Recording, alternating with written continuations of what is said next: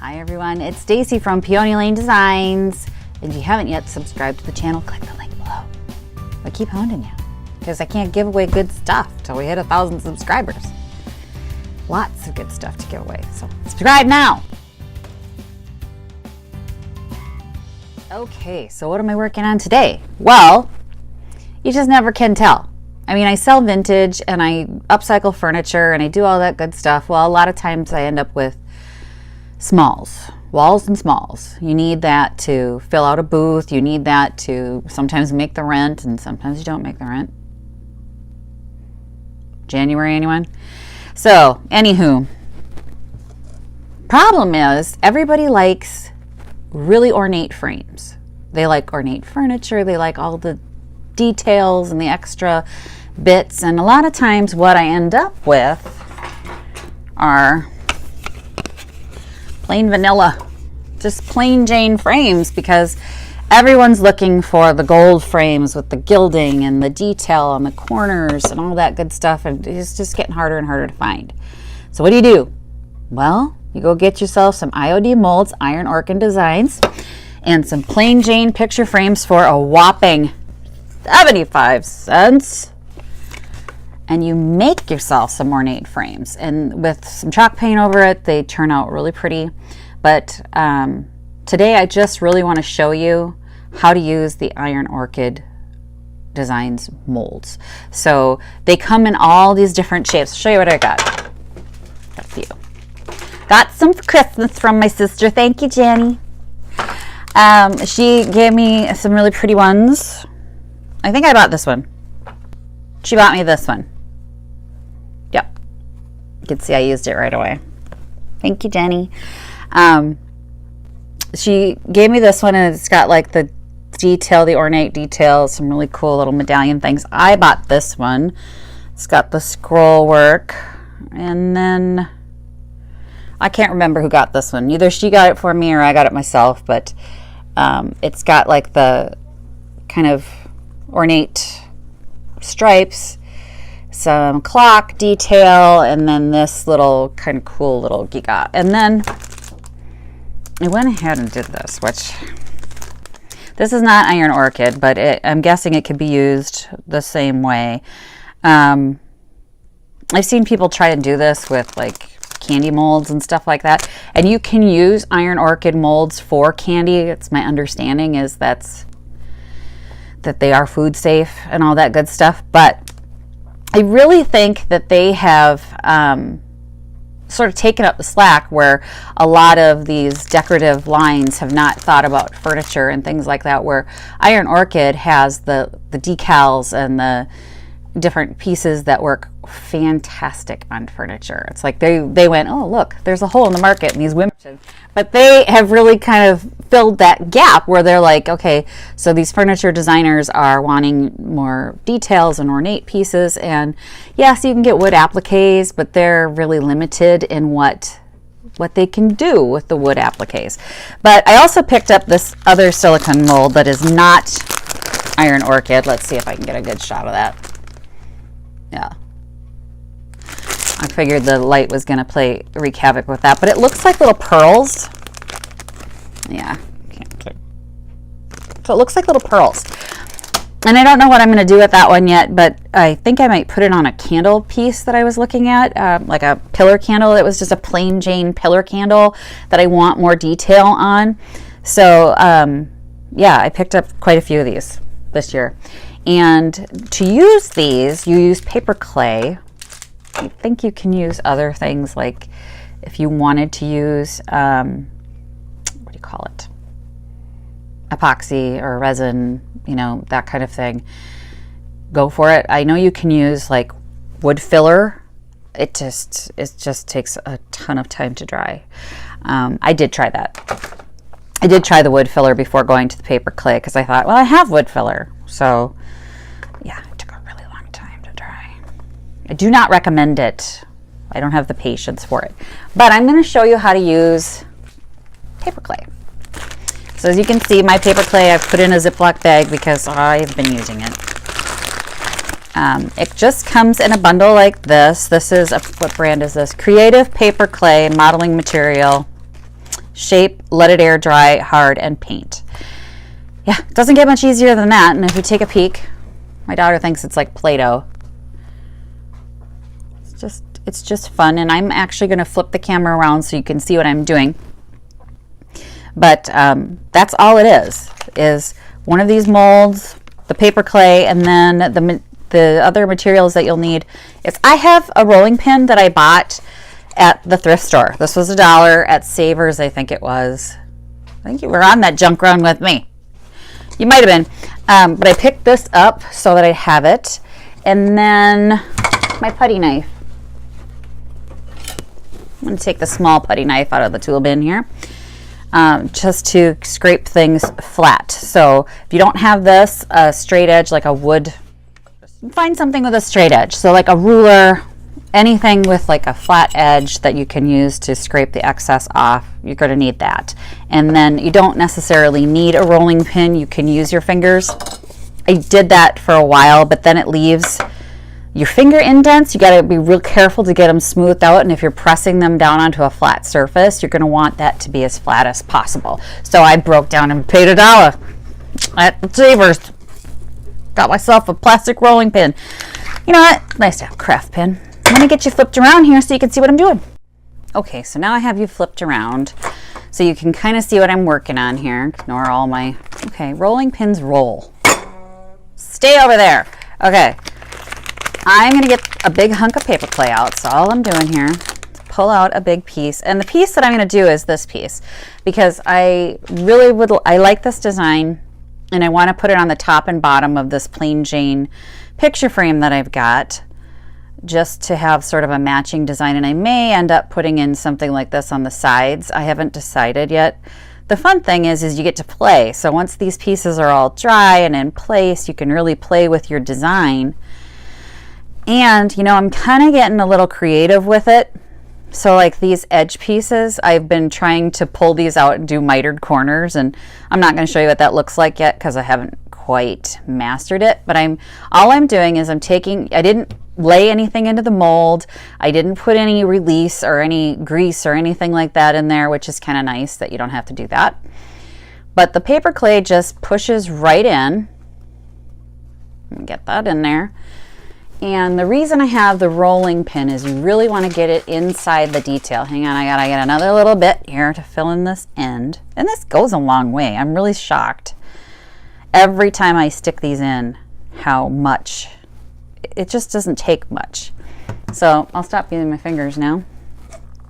And what you want to do is I'm going to push this down with the rolling pin to get it as flat as possible.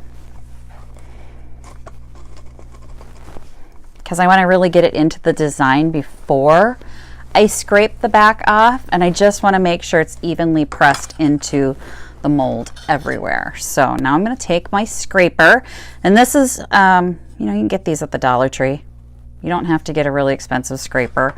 Go to Dollar Tree, spend $1, get a scraper, and then just pull the excess away. So... and that's what I was doing. I just scrape it along here. And as you can see, it pulled kind of this part up. It's done that every time for me, and it has not been a problem yet. And I'll show you like a finished one in a minute. But all I'm doing is scraping away the excess. And then I repress that back into its space.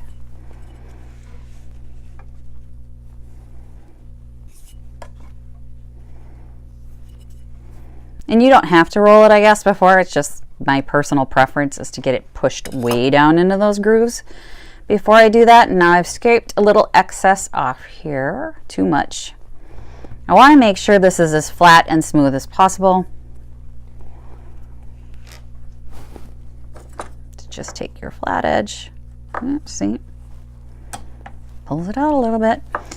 And you just play with it.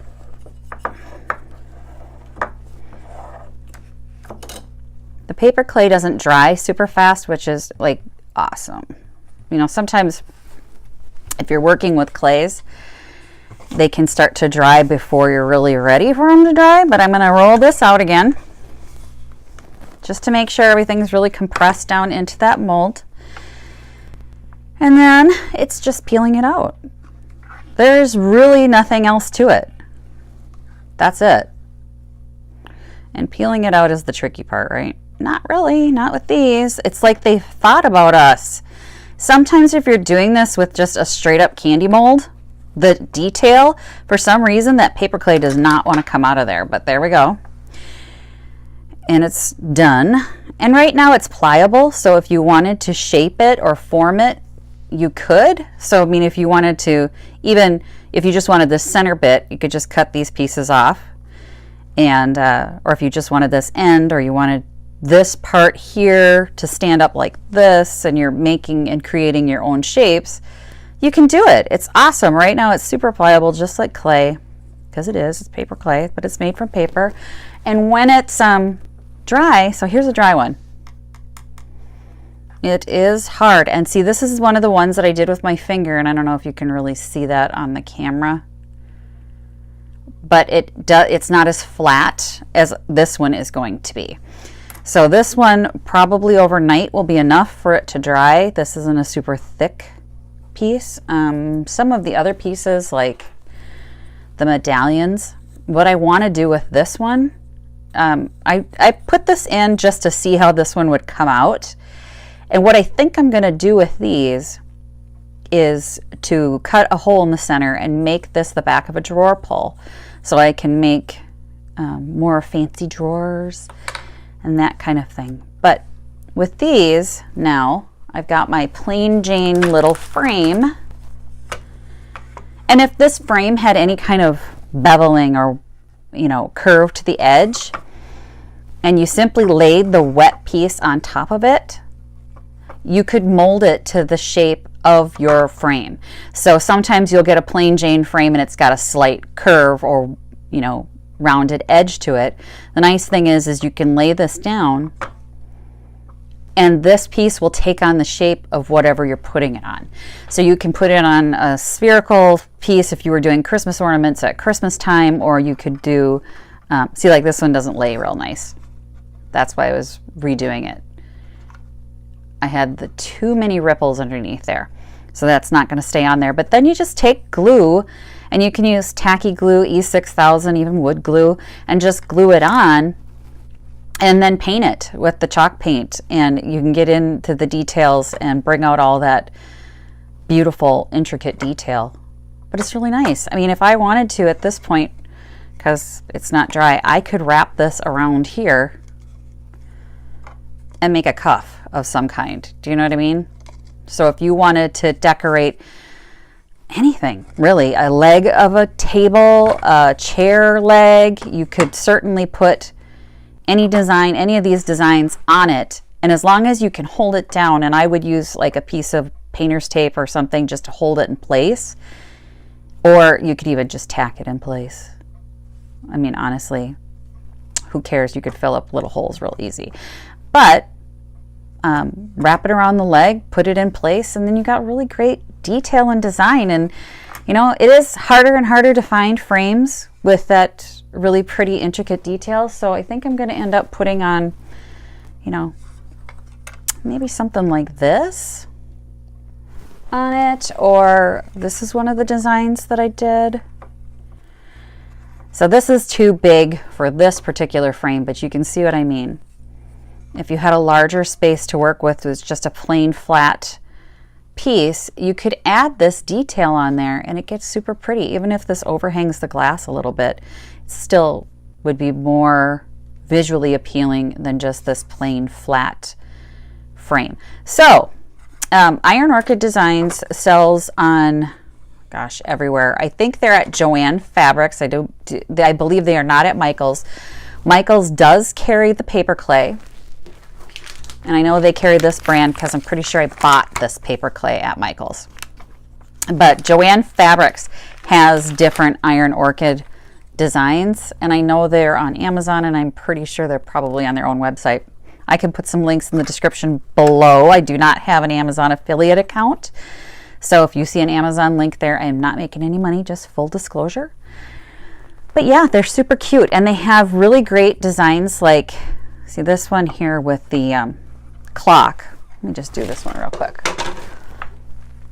The clock one's really cute. I don't know what I'd use it for. And I don't know if there's, you know, actually when I did do one of these, I thought, well, this would be cute as a necklace or a pendant of some kind. But they have these keyhole molds. That just really excited me because a lot of times what I'll have is a piece that's very plain, a piece of furniture, like a dresser or something that's very plain, and there's not much visual interest to this. Oh, darn it, I didn't roll it. Do as I say, not as I do. I can't work and talk at the same time. But I'll get a dresser or something that it's just a plain square. There's not much visually appealing to it. It's, you know, there's nothing just really exciting about it. And people throw them on the side of the road. They're solid wood, but they're just plain. And I think I want to get the keyhole molds from Iron Orchid to add sort of vintage visual detail that, you know, it's a fake keyhole, but still it would give it that little bit of detail that would make a piece special as opposed to just a plain box that I painted. So I'd like to get a couple of those. I have not gotten the keyholes yet. It's got to be an investment. Get this off of here. You know, everything costs money. In time, in time. This is not a sponsored post. I did not get these free from Iron Orchid. I got them free from my sister. Merry Christmas. Thanks, Jenny. My family loves me and supports me in my business, so they buy me tools and the things that I want for my business. And I'm so grateful. But let me pull this clock out of here. This one's more of a shallow design, so it didn't come out as nice the first time I tried this one. Just kind of work it out of there. I don't even know, would you use cornstarch or what to release these molds? I'm sure they probably are like, what the hell is she doing? But there we go, there's the clock. And I could have been more gentle, but I didn't think you guys wanted to watch me spend 20 minutes trying to move that out of a mold. But yeah, it's super cute. Wouldn't that be cute? Like embellishing a journal, or it's very steampunky kind of thing. I don't know what I would do with it though. I mean, at this point, I don't know what I'd do with the clock. I am very interested in the keyholes, but not really so much using this for anything. I think it's sweet though. I don't know what I'd do with it.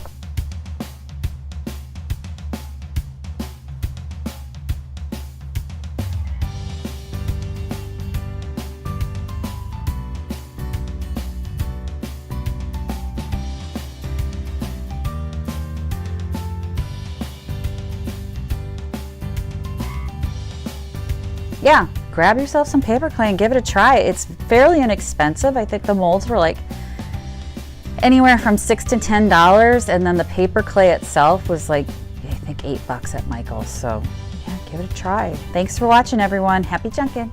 Bye. Visit my blog, peonylanedesigns.com, for more tips, tricks, and inspiration. Thanks for watching, everyone.